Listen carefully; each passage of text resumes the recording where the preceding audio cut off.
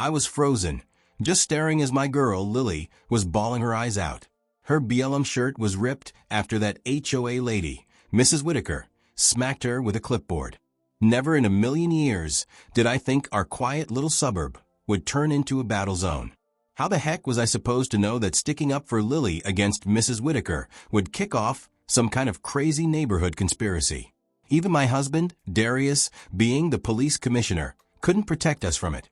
I can still picture the exact moment our peaceful life in Maplewood Gardens went down the drain.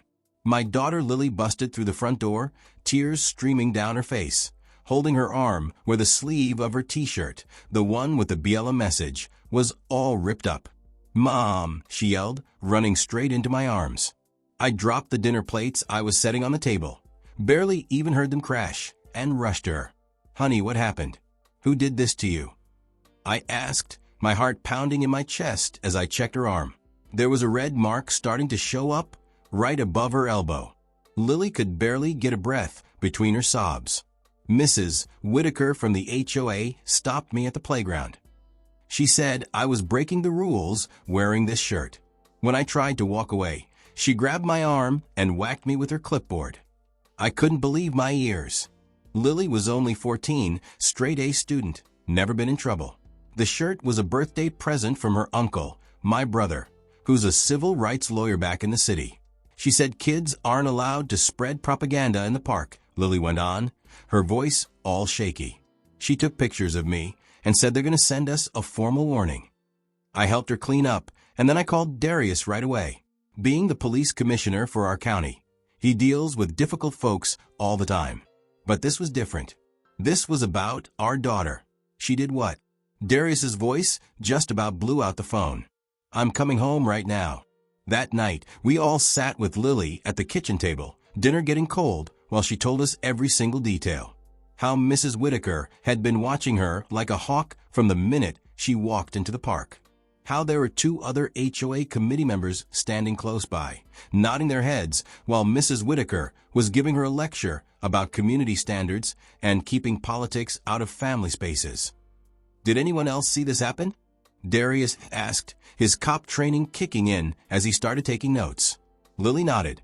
Mr. Hargrove was walking his dog. He looked pretty uncomfortable, but he didn't say anything. And those new neighbors down the street, their kids were on the swings. Darius squeezed my hand under the table. "We'll take care of this, Han. Nobody lays a hand on my daughter." The warning letter showed up at 7:30 the next morning, stuck in our mailbox in a fancy HOA envelope. I was standing there in my bathrobe on our perfect lawn, reading those words, and my blood just started to boil. Violation. Political messaging in common areas. Resident Lily Franklin observed wearing provocative apparel in Maplewood Gardens Park on June 3rd at 4:15 p.m. First warning. Further violations subject to fines starting at $250. And at the bottom, Mrs. Natalie Whitaker had signed her name with a. How's that for a start? Let me know when you're ready for the next part. Flourish, and right underneath it in bold letters, it said, HOA President. I stormed back inside and slammed the notice down on our kitchen island. "They're making the harassment official now," I told Darius as he was pouring his coffee. "Since when did saying something like Black Lives Matter become against the rules?" Darius picked up the paper, his jaw tightening as he read it. "It's not in any of the bylaws I ever signed. I'm going to make some calls." After he left for work, I decided to take a walk around the neighborhood, which was something I'd done almost every morning since we moved here 3 years ago. Usually, Mrs. Connors would wave from her garden, and the Jacksons would ask me to come have coffee with them on their porch. But today was completely different. Mrs. Connors suddenly got real interested in her roses when I walked by. The Holloway's curtains twitched, but their door stayed shut. Near the community mailboxes, a group of 3 women I knew from the summer cookout went dead silent as I got closer. "Good morning," I said with a smile. They mumbled something back, not looking me in the eye, and then hurried off. When I got back home, our perfect mailbox had been covered in raw eggs, the messy yellow stuff dripping down onto our freshly done flower bed. My heart just sank when I realized this wasn't just about Mrs. Whitaker anymore. Something bigger was going on. I spent the whole afternoon reading through every HOA paper we'd gotten since we moved in. There wasn't anything in there about rules on clothes or what you could say. I called my brother to get some legal advice, and he said he'd look into it. Darius came home late, looking real worried. "They've been busy," he said, loosening his tie. "I even had the mayor call me today, asking if we were having trouble with the neighborhood association. Turns out Mrs. Whitaker, husband plays golf with him every Sunday. I showed him the mailbox after I cleaned it up and told him how the neighbors were giving me the cold shoulder. Let them try to scare us," he said, pulling me close. "They picked the wrong family to mess with. We decided Lily should stay away from the park for a few days, just until things calmed down. But that night, when I was taking out the trash, I found a folded-up note tucked under our doormat. Control your daughter, or the HOA will. Maplewood has standards. Some residents don't belong here."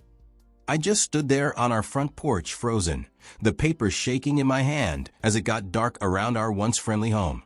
What were these people actually capable of doing to my family? 5 days after what happened, an official notice was put on every doorstep in Maplewood Gardens. Emergency HOA meeting. Thursday at 7 p.m. Attendance required. "They're making their move," Darius said, reading the bright orange paper while we ate breakfast. "We're better off facing them head-on than wondering what they're plotting." Thursday evening rolled around with storm clouds gathering, and they matched my mood perfectly. I straightened my blazer before I went into the community center, trying to look strong. Darius got called to some unexpected budget meeting at the station, which was convenient timing that felt a little too planned, if you ask me. "Ready for the next part? Let me know." The room was buzzing with whispers, but they all quieted down as I walked in.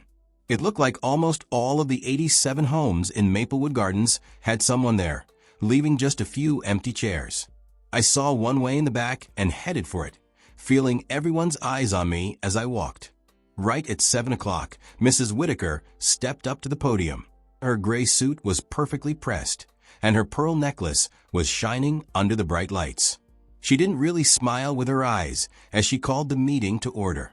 "Neighbors, friends, fellow homeowners," she started, her voice all strong and official. "We're going through some tough times in our community. Some residents have decided to ignore our shared values and rules." My face got hot as a bunch of heads turned to look at me. "Political differences are tearing apart neighborhoods all over America," Mrs. Whitaker went on.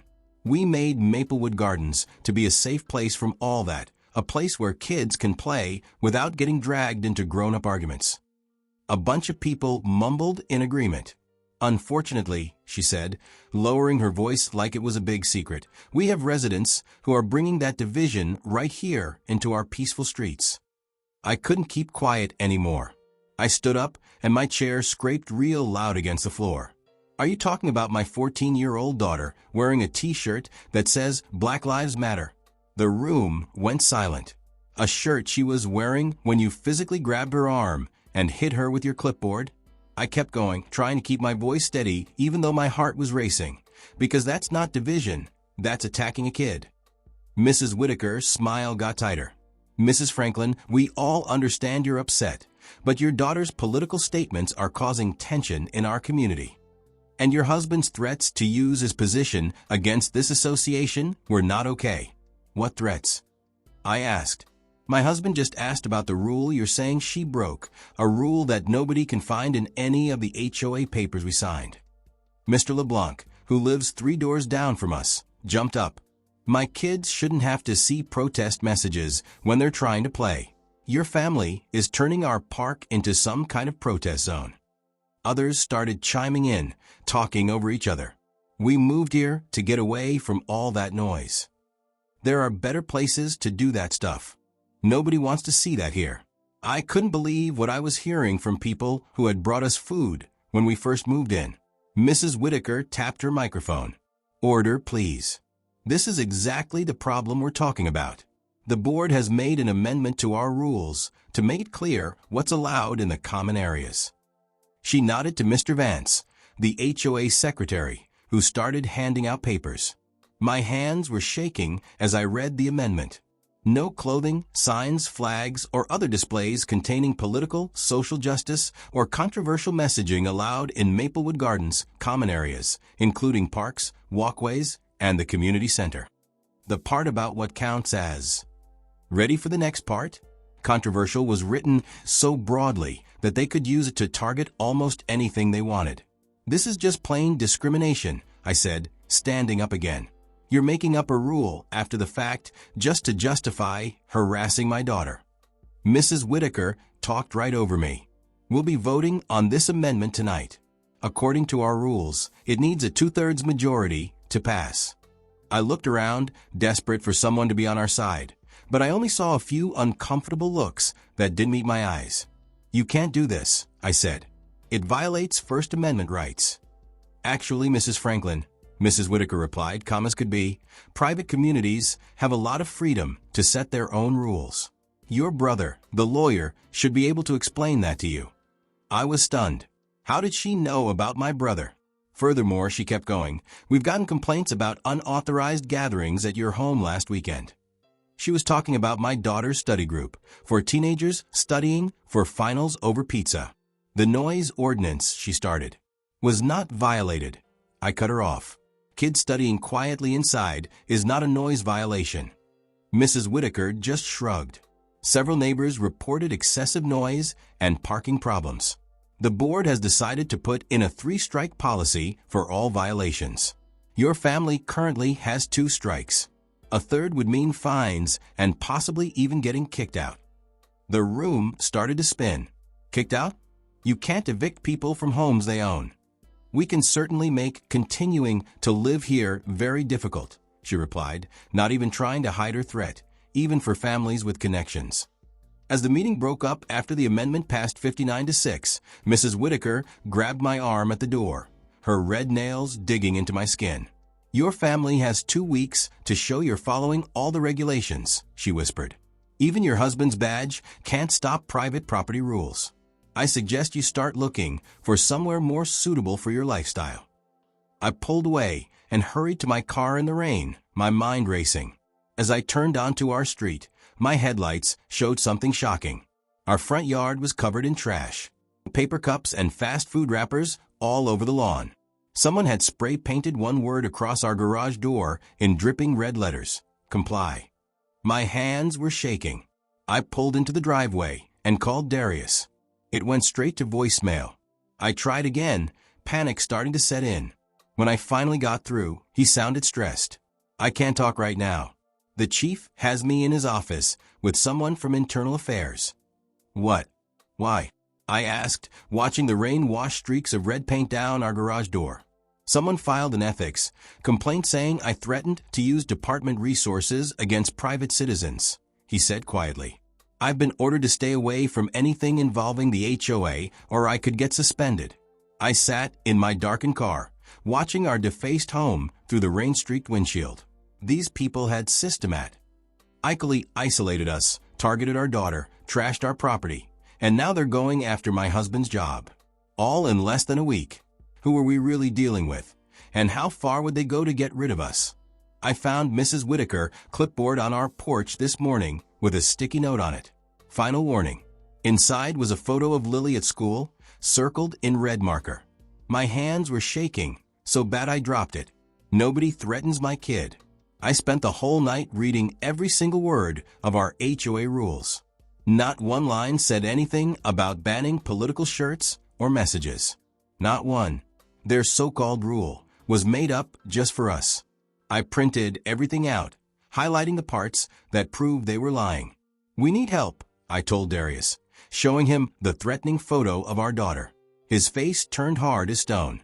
Call Amina Washington, he said, best civil rights lawyer in the state. She'll take our case. Amina agreed to meet us that same day. This is harassment, plain and simple, she said, looking over our evidence. And that photo of your daughter, that's getting into stalking territory. I felt stronger with Amina on our side, strong enough to do something that would make Mrs. Whitaker really mad.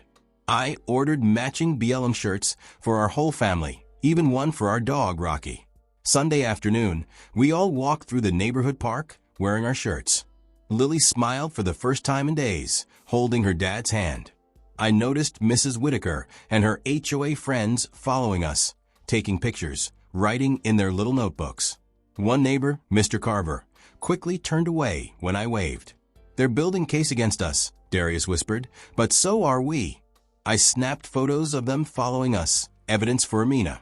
When we got home, our key wouldn't work in the front door. Darius tried his, same problem. They had changed our locks while we were out. Darius called a locksmith, who showed up an hour later looking nervous. "Sorry folks, I can't help you," he said after making a call. "HOA says you're in violation of community rules. They've put a hold on any services to this address." We had to break into our own home through a back window. I turned on the kitchen faucet. Nothing came out. Our water was shut off. A paper notice stuck to our fridge said, "Emergency maintenance issue. We'll resume service when community standards are met." Darius called the water company, but they said the HOA had authority over the local lines. Next, our internet went dead. Then, the electricity flickered all night long. "They're trying to make life unbearable," I said. As we sat in the dark during yet another accidental power outage, Darius's phone rang. It was his boss, Chief Ramsey. "I need you in my office first thing tomorrow. There's been a complaint about abuse of power." "What complaint?" Darius asked, his voice tight. "Something about threatening to use police resources against private citizens." "It's serious, Darius." That night, neither of us slept. I kept thinking about the neighbors who wouldn't look us in the eye anymore. About Lily asking if we needed to move. About the strange cars that kept driving by our house, slowing down to take pictures. The next day, I had to pick up groceries while Darius went to his meeting with Chief Ramsey. As I pulled into our driveway loaded with bags, 6 cars suddenly blocked me in. Mrs. Whitaker stepped out of the first car, followed by the entire HOA board. "We've had enough of your disruptive behavior," she announced loudly, making sure the neighbors could hear. Her perfect gray hair didn't move in the wind, and her expensive shoes clicked on our driveway as she walked toward me with a thick envelope. "What is this?" I asked, feeling my heart pound. "Emergency removal proceedings," she said with a smile that didn't reach her eyes. "The board voted unanimously this morning. You and your troublemaking family have 72 hours to leave Maplewood Gardens." "You can't do that," I said, standing taller. "This is our home. We have rights." Mrs. Whitaker laughed like I'd told a joke at a fancy dinner. "Honey, we just changed the bylaws. Special emergency meeting. Everything we're doing is perfectly legal now." I noticed curtains moving in windows across the street. Neighbors were watching, but no one came to help. Some were recording with their phones. "My husband will fight this," I said, trying to sound brave. Mrs. Whitaker leaned in close. "Your husband is fighting for his job right now. Such a shame his career has to end like this. 20 years of service, thrown away because his wife and daughter couldn't follow simple rules." I stared at her perfect makeup, hiding her snake smile. How did she know about Darius's meeting? How much power did these people really have? She dropped the envelope at my feet. 72 hours. Then we bring in the movers ourselves. As they drove away, I picked up the envelope with trembling hands. Could they really take our home? And what happened to Darius at that meeting? Loud banging on our front door jolted me awake at 6 a.m. "They're here early?" I whispered to Darius, my stomach in knots. Today was eviction day. Darius peeked through the blinds and broke into a huge smile. "It's not them, come look." I rushed to the window and gasped. News vans, at least 5 of them, with reporters setting up cameras on our lawn. My phone buzzed with a text from Amina. "Check your email right now. Don't talk to anyone until I get there." I grabbed my laptop with shaking hands. Amina had sent a video attachment with the message, "IT worked." I clicked play and saw Mrs. Whitaker, filmed secretly during our driveway confrontation. "We'll get them out like we did the Gonzalez family and those Nigerian doctors." Her voice rang clear. "Property values drop when those people move in. Once they're gone, we can have Morgan's Development Company buy the houses cheap." "Oh my God," I breathed. "You were recording her?" Darius nodded. Police Training 101. Always gather evidence. My phone exploded with notifications. The video had gone viral overnight. So had our doorbell camera footage showing HOA board MEM. Bears sneaking onto our property to shut off utilities and spray paint our garage. There's more, Darius said, showing me his phone. Remember my meeting with Chief Ramsey? I brought proof that Whitaker brother-in-law works for the mayor's office. They've been pressuring the department to ignore HOA complaints for years. A car horn beeped outside. Amina had arrived, carrying a stack of legal folders and wearing the biggest smile I'd ever seen. We have them cornered, she announced, spreading documents across our kitchen table. I filed emergency injunctions against their eviction threat. The judge was furious when she saw the evidence. Darius' phone rang. He answered, his face serious at first, then breaking into a smile. Yes, sir. Thank you, sir. He hung up and hugged me tight. That was the mayor himself. He's launching a full investigation into the HOA. And my job is safe. Chief Ramsey has been suspended pending investigation for his role in this mess. I heard more cars arriving outside. Peeking out, I saw something that made me cry. People were gathering on our lawn, dozens of them. Some faces I recognized from nearby neighborhoods, all wearing BLM shirts. Some carried signs, HOAs cannot override civil rights, and stand with the Millers. Time to face them, Amina said, handing me a folder. Here's the temporary restraining order against Whitaker and the entire board. They can't come within 500 feet of your family. As we stepped outside, cameras turned our way. Supporters cheered. I spotted a few of our direct neighbors watching from their windows, shamefaced and hiding behind curtains. A black SUV screeched to a halt at the curb. Mrs. Whitaker jumped out, waving papers wildly. 2 board members followed, looking much less confident than before. This changes nothing, she shouted, marching toward our house. We have legally binding.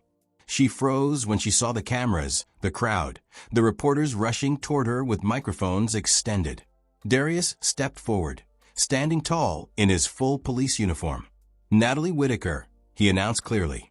The district attorney is investigating you for assault of a minor, conspiracy to violate civil rights, illegal property schemes, and falsifying HOA documents. You can't prove anything, she hissed, but her perfect mask was cracking. Her face had gone pale. Actually, we can, I said, holding up my phone. Your threats are all recorded. So are your late-night visits to damage our property. The HOA has authority over, she started. Not above the law, I finished. The crowd behind us cheered. Mrs. Whitaker, lawyer, whispered something in her ear. Her face fell as she looked at the paper he showed her. A young reporter pushed forward. Mrs. Whitaker, is it true your brother-in-law in the mayor's office helped you target families of color in Maplewood Gardens? Another called out. Can you comment on the shell company that purchased the Gonzalez family home after they were forced out by HOA violations? Mrs. Whitaker backed toward her. Car, suddenly looking very small and very old. No comment, she mumbled. By noon, our phone wouldn't stop ringing. 3 more families came forward with stories of HOA harassment. City inspectors arrived to restore our utilities. The mayor's office issued a formal apology. That evening, as news crews finally left our yard, there was a timid knock at our door. It was our neighbor, Mr. Carver, looking down at his shoes. I'm so sorry, he said, his voice cracking. They threatened to find violations on my house if I didn't vote with them. I was scared of losing my home. He wasn't the only one. Throughout the evening, neighbors came by with food, apologies, and stories of how Mrs. Whitaker had bullied them into silence. Did you know she's bought 6 houses in the neighborhood through her company? Mrs. Shaw from down the street told us. Always after families were forced out by violations. The next morning, I woke to Lily bouncing on our bed, waving her tablet. Mom, Dad, we're trending. The headline read, Maplewood Garden Scandal. HOA president and board facing criminal charges in housing discrimination scheme. A second article detailed how Mrs. Whitaker and select board members had been using HOA rules to drive out families who didn't fit their neighborhood vision, then purchasing their homes at reduced prices through a hidden company. They'd resell later at huge profits. Amina called with incredible news. The judge has frozen all HOA actions pending a complete audit. And here's the best part. Those families who were forced out may be entitled to get their homes back. As I made breakfast, Lily sat quietly at the kitchen table. "Is something wrong, honey?" I asked. "I just don't get it," she said, tracing the BLM letters on her shirt. Why did Mrs. Whitaker hate us so much just because of a shirt? I sat down beside her, choosing my words carefully. It wasn't really about the shirt, sweetheart. Some people get scared when others stand up for what's right. They want to keep all the power to themselves. "But we won, right?" she asked. I hugged her close. "We stopped them from hurting more families. That's a start." My phone buzzed with a message from Amina. "Turn on Channel 5 now." We gathered around the TV to see Mrs. Whitaker being escorted from her house in handcuffs. The reporter explained that police had found evidence of fraud, falsified HOA documents, and even blackmail materials on other residents. As we watched, Darius took my hand. "You know what this means for Maplewood Gardens, right?" I nodded. "They'll need a new HOA board. Fair people who care about all the families here. People like you," he said with a smile. I thought about everything we'd been through. The threats, the fear, the fight. Then I looked at Lily, proudly wearing her BLM shirt without fear. Thanks for watching. Subscribe and like.